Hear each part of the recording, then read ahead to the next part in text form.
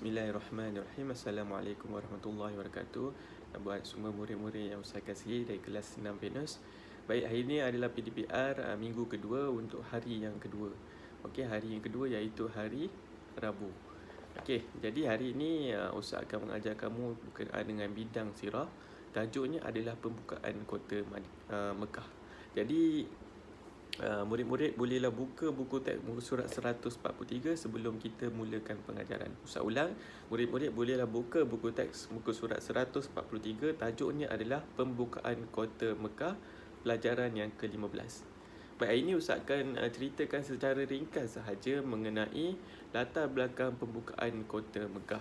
Okey, pada pelajaran sirah pada pelajaran sebelum-sebelum ni, semasa kamu masih di sekolah, kita dah belajar mengenai tajuk sirah juga, iaitu berkenaan dengan perjanjian Hudaibiyah. Jadi hari ini kita teruskan dengan latar belakang pembukaan kota Mekah. Apa yang terjadi selepas Nabi membuka kota Mekah. Jadi bolehlah tengok rujuk buku teks surat 143 sambil-sambil Ustaz baca, sambil-sambil kamu rujuk buku teks. Okey, sebab buku teks ini adalah panduan untuk kita semua. Sebab itulah kamu diberikan buku teks dan tak diberikan buku lain. Okey, baik. Pihak musyrikin Quraisy ni orang kafir lah kan, di Mekah telah mengkhianati perjanjian Hudaibiyah yang dipersetujui mereka. Kamu tengok, orang-orang Quraisy ni telah melanggar perjanjian yang telah mereka meterai antara Nabi dengan mereka. Okey, kalau kita rujuk balik sejarah-sejarah yang ada pada zaman sekarang, iaitu antara antara Palestin dengan Israel. Kamu tengok macam mana Israel telah mengkhianati perjanjian dan akhirnya walaupun baru sahaja sehari meterai perjanjian gencatan senjata, tetapi mereka akhirnya menakluk semula Masjid Aqsa tu. Kamu tengok pada zaman Nabi pun dah berlaku, apatah lagi pada zaman sekarang. Mereka telah mengkhianati perjanjian Hudaibiyah yang dipersetujui mereka. Mereka telah membantu sekutu mereka, iaitu Bani Bakar, memerangi kabilah Khuza'ah yang mengikat janji setia dengan pihak Muslimin. Kita tengok sekutu mereka. Sekutu ni maksudnya adalah kawan lah, senang cerita kawan mereka, ataupun Bani Bakar memerangi kabilah Khuza'ah. Okey, Khuza'ah yang mengikat janji setia dengan pihak Muslimin. Okey, Bani mana yang baik ni? Bani Bakar ke kabilah Khuza'ah? Okey, jawapannya adalah kabilah Khuza'ah lah, yang telah mengikat perjanjian dengan Islam, tapi mereka mengajak Bani Bakar ni untuk memerangi kabilah Khuza'ah daripada pihak Muslimin. Okey, daripada sini kamu faham kan? Okey, sebenarnya senang cerita, orang Quraisy ni telah mengikat perjanjian dengan sekutu mereka, iaitu Bani Bakar. Bani Bakar ni pula mereka attack lah Bani Khuza'ah, yang mana Bani Khuza'ah ni ramai yang mengikat perjanjian dengan orang Islam lah masa tu. Jadi, mengikut perjanjian Hudaibiyah, pihak musyrikin Quraisy dan pihak Muslimin bebas membuat perjanjian dengan mana-mana pihak dan berlakunya gencatan senjata selama 10 tahun. Kamu tengok daripada perjanjian Hudaibiyah tu, okey, yang kita belajar pada pelajaran yang lepas. Okey, sebenarnya syarat-syarat untuk mereka adalah musyrikin Quraisy dan orang Islam bebas membuat perjanjian dengan mana-mana pihak. Okey, tak ada orang kata rule tu, peraturan tu tak ada kiranya, tak kisahlah. Okey, yang mana-mana kita nak berpihak kepada mana-mana pun dah tak kisah masa tu. Tetapi ada gencatan senjata selama berapa tahun? Selama 10 tahun. Tak boleh, gencatan senjata ni maksudnya tak boleh angkat senjata untuk berperang. Okey, jadi kat situ kita dah faham dah. Okey, tetapi mereka ni akhirnya mengkhianati dan mereka memerangi. Sebenarnya cerita yang ada dekat sekarang ni sama dengan situasi yang berada di Palestin sekarang ni.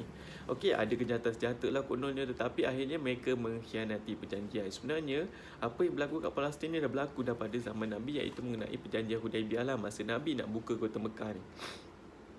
Okey, jadi apa yang terjadi seterusnya? Apabila Nabi Muhammad SAW mendapat berita ini, baginda memerintahkan kaum muslimin agar membuat persiapan untuk berangkat ke Mekah. Okey, jadi bila Nabi dapat tahu je, dengar je ada berita bahawa kaum Quraisy ni dia mengkhianati perjanjian dan telah memerangi Bani Khuza'ah, Nabi pun akhirnya telah membuat persiapan, mengarahkan agar kaum muslimin di masa itu membuat persiapan untuk berangkat ke mana? Ke Mekah. Waktu situasi ni masa tu berlaku di mana? Di Madinah. Okey, di Madinah ada berlaku beberapa Nabi berada di Madinah, dan ketiga berita tu Nabi ajaklah kaum-kaum muslimin yang lain buat persiapan nak pergi ke mana? Pergi ke Mekah tu. Okey. Baginda merahsiakan tujuan dan pergerakan mereka daripada pihak musyrikin Quraisy. Masa tu Nabi tak cuba merahsiakan. Okey, tak bagi tahu siapa pun ataupun pihak-pihak Quraisy ni daripada tahu mereka datang ke Mekah ni nak buat apa. Ataupun mereka lalu-laluan mana dan sebagainya, Nabi merahsiakan. Okey, sedangkan Nabi telah buat persiapan agar semua orang Islam masa tu ikut Nabi pergi ke Mekah. Okey. Baginda merahsiakan tujuan. Okey, tadi Nabi melantik Kulsum bin Husain menjadi pengganti baginda di Madinah. Okey, semasa di Madinah dah confirm lah bila adab memimpin. Apabila seorang pemimpin tu tak ada, contohnya Nabi kan, Nabi pemimpin di Madinah, Nabi nak pergi ke Mekah. Jadi pemimpin kat Mekah masa tu tak ada. Di Madinah masa tu tak ada. Jadi Nabi telah lantiklah Kulsum bin Husain menjadi pengganti baginda di Madinah. Kita mestilah lantik seorang ketua untuk apabila tak ada seorang pemimpin, mesti ada ketua yang lain. Sebab tu dalam kelas kamu pun ada ketua, ada penolong dan ada AJK lain. Kalau ketua tak ada, penolonglah akan ganti buat kerja. Macam tu juga sebenarnya adab ni Nabi dah ajar adab ketika kita memimpin. Kamu kat kelas pun kamu dah buat kan. Macam itulah apabila kita ketiadaan pemimpin lah. Okey, baik.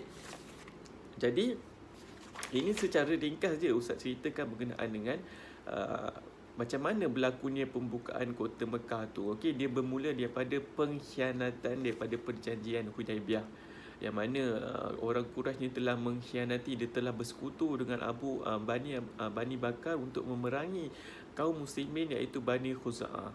Lepas dapat berita je tu, masa tu Nabi kat Madinah, Nabi pun bersiap-siaplah buat persiapan untuk dengan orang Islam lain untuk pergi ke Mekah. Buat apa? Nanti Ustaz akan ceritakan pada pembelajaran berikutnya. Okey, dan Nabi telah melantik siapa?